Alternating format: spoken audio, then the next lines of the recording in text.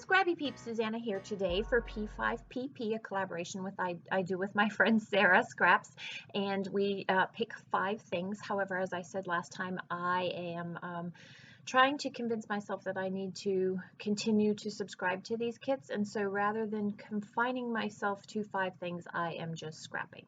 I had tried to choose 5 things to include last time, and I can't do that this time because it ruins my flow, and so I am just creating. So I was editing pictures for my son to put in a photo frame to take to college with him last week, and I came across these super cute photos of him in a paddling pool in 2006. So he was 2, coming up on 3 at this point, and it was literally 3 days before his baby sister was to be born.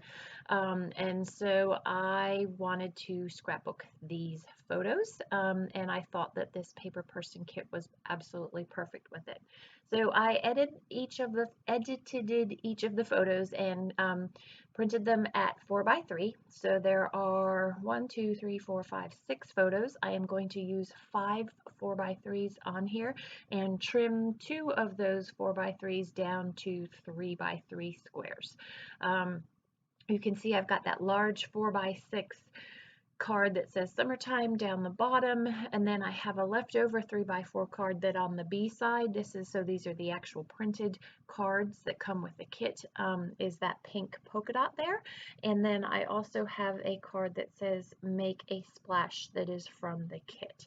And so there's a little bit of pink in the photos because there's a little bit of pink in the claws of the crab, and so I am going to incorporate a little bit of pink to that.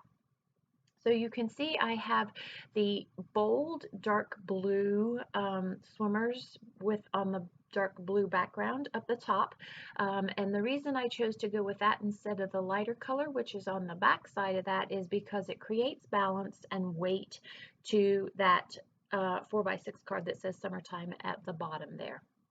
And by overlapping the card, it enables me to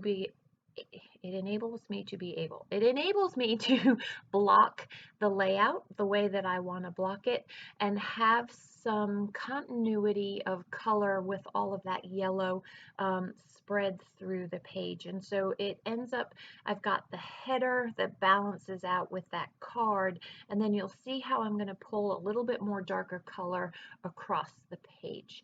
I also like the way that the pink creates some nice contrast to that yellow as well, and gives you something that grounds your eye with all of that yellow and that movement in there. And then to balance out that pink, I will stamp, and this is my plan all along, I will stamp using some pink as well, and it ends up being a trio of pink that guides your eye through that layout there. So I've got pretty much the meat of the layout. Now I just want to further embellish it. So you can see I use the stickers that come with the kit.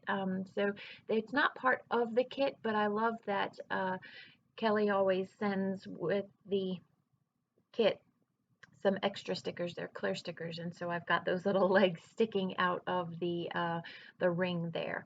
Then also with the kit came some awesome stickers, and so I want to use a couple of those. A lot of them are fruit and not necessarily non-water or water related, not related to the beach, and so I'm using the ones that can.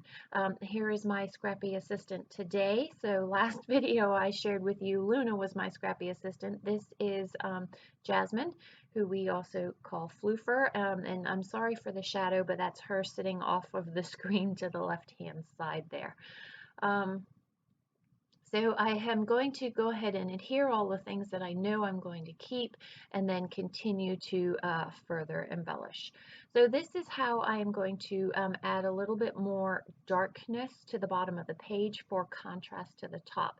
I have a Echo Park stencil, and I want to block off, because I've got a blocked layout here, so I want to block off exactly where I want my Glitz Glitter Gel from ThermoWeb to go. And so it isn't quite the same blue as what's up the top, but it's good enough. It's close enough, and this is far away enough that the close enough color match is not disturbing or visually catching your eye. Not to mention that this is also glitter, and so depending on how it catches the light, it's going to catch the light differently and present a different color anyway.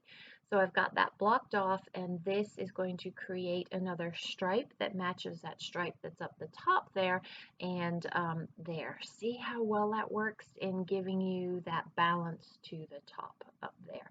So I have to let that dry, only I am not very good at that, so I'm going to continue to go ahead and work on this layout. And I do smudge it a little bit, but not much. And on it, see, I just stuck my finger in it and I didn't realize it. So there is one of the other pink elements that is going to provide contrast to that pink in the top left there. So these stamps that I'm using they were an add-on to the kit, but as you all know, if you follow my work, you know that I have this young man here, this young boy in this photo, who is now a young man, has been swimming. He's been a water baby since probably before this even. I think we had him in swimming lessons. He started swimming or playing in the water with us, of course, probably when he was about 8 months old. And then, of course, I have Mia, who also swims as well. So it was a no-brainer that this was going to be added to my shopping cart. So I put the cap and goggles above the Eat, Sleep, Swim, and then this stamp here says swimming through summer. We have swum through many, many, many summers. So that is how I'm going to incorporate those stamps into the layout. I really had wanted to use the one that said, I'm pretty sure it says water baby, but I feel like I've got a lot of phrases already throughout the layout, and I also wanted to keep some space in that white space below the sticker that says endless summer sunshine. I wanted to be able to journal in there. I'm intentionally holding that spot.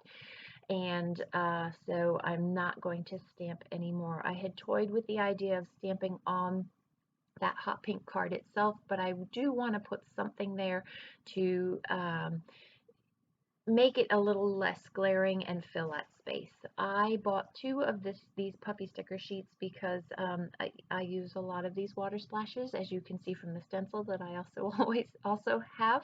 I am actually going to move this from where it is.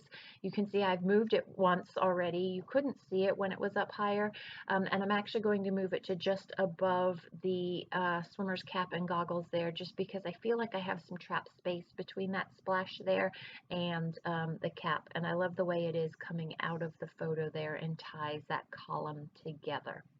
I will journal. I always do that off camera, and that will be in that space, as I mentioned below, endless summer sunshine. That, my friends, is going to wrap it up. So be sure to head over to Sarah's channel and check out what it is that she has created for P5PP. I believe she's actually picking 5 things, and see what it is that she has created. Thanks for stopping in today. I hope you're doing well. Come back again soon. Take care.